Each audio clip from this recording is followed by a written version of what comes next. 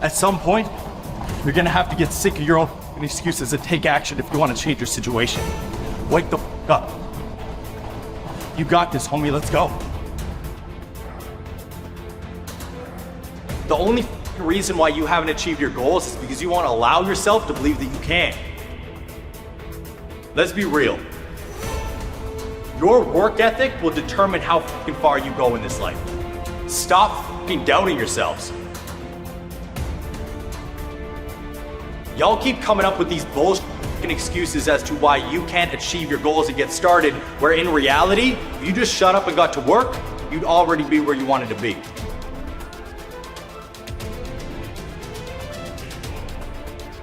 Fitness is the start of everything.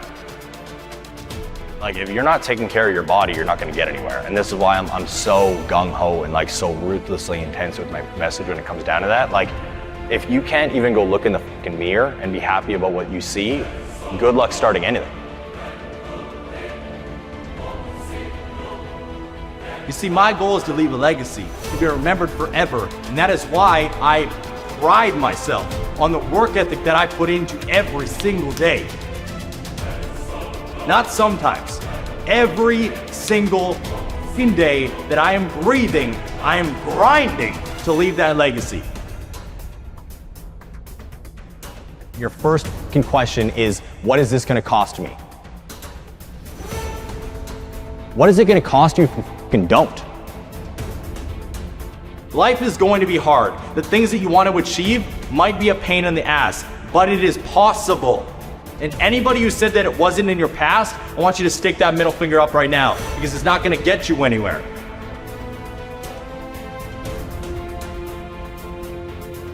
It's your dream. So get out of your fucking head and start walking. Take action so you can achieve something. Look at all the success stories in the goddamn world.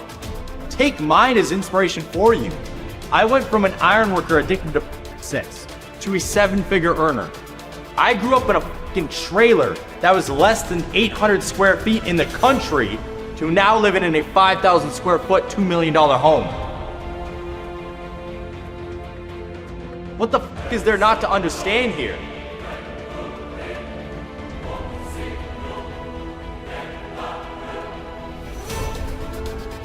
I didn't think that I would live past the age of 25. It was just like, I didn't have a purpose. It literally reached a point in my life where I would like get home, sit on the couch, and I had no one. And it reached a point where I was like, why the f am I here? Like, I don't want to be here anymore. I just didn't know what was going on. And I just realized that I was headed down a dark path in a way of like, when you put drugs in front of me, I take all of it. Because that was just my mindset. I'm like, let's have a good time. I'm not living for tomorrow, I'm living for right now. And even though I live like that now, it's more of like in present, what's going on, instead of trying to escape my reality.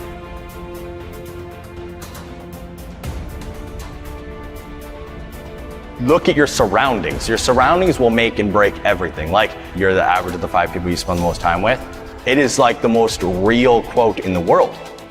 I cut out drugs and alcohol because I stopped fucking hanging out with the people that were feeding me drugs and alcohol. And it's not their fault that I became an addict.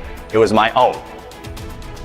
I'm the one who picked up the fucking pills. I'm the one who like drank the bottles every goddamn night. It's not their fault that that happened. It was me.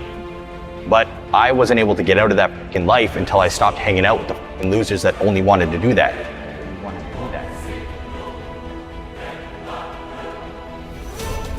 And when I look at everyday life, when I look at the world, when I look at achieving something, it doesn't make sense to me to just work, to drink, to sleep, to work, to watch TV, to drink, to sleep. What the fuck are we doing? Like, yo, respect to you, have a good one. That ain't for me.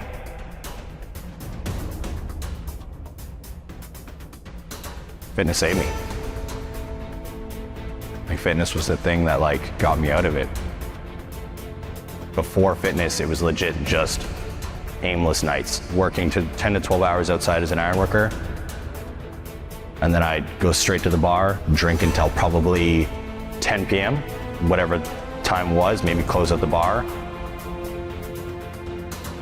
get home somehow, and then would literally pass out, wake up at like 4 or 5 a.m., get ready for work the next day. My boss would pick me up because my broke ass didn't have a car, and then I'd go to work and do it again. And that was just my life all the time.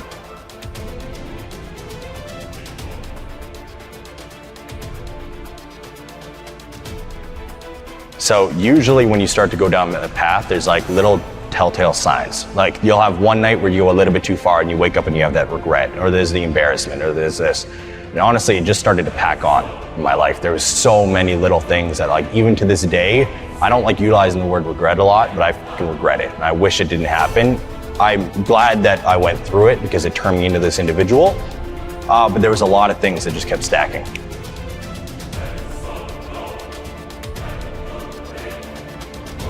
And there was one night that I'll never forget, and it was one of my best friends back home. They recorded me, and I was fucking blasted. Like, I chugged half a bottle of absinthe. I'd chewed 3 sets with them not even knowing what was going on. And I don't remember. I just remember blacking out. And then they showed me the video in the morning. I didn't want to see it, so I was like, no, I was like avoiding it. And they're like, okay, we'll just play it for you. So I heard myself. And when I heard myself, it just broke me. I felt like just disgusted and embarrassed and like just so many different emotions. And it didn't just change overnight. It was like that just kept staying there. So then the next time I would get high, that thought was there. The next time I would get drunk, that thought was there. And it happened for a while until I honestly don't know what the exact turning point was. But there was like one day where I was thinking about doing it. I started to run out of sets. I didn't have my dealer anymore.